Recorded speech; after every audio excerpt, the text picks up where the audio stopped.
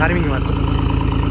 यहाँ बोडी सागहरू धेरै कुराहरू चाहिँ यहाँ फार्मिङ गरिराख्नु भएको रहेछ। आज संयोगले हामी यहाँ आइपुग्यौँ। यो उहाँहरूकै फार्मिङ हो भन्ने सुनेको छु मैले। हो सर यो बोडी ओ पानी आयो।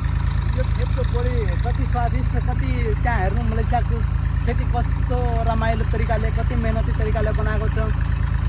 यति खाना कति स्वादिष्ट हेर्नु न। आम्मामा चोरेर खाइदिने र यो आफै टिप्ने अनि बारीबाटै टिपेर पनि खरिद गर्न सकिँदो रहेछ।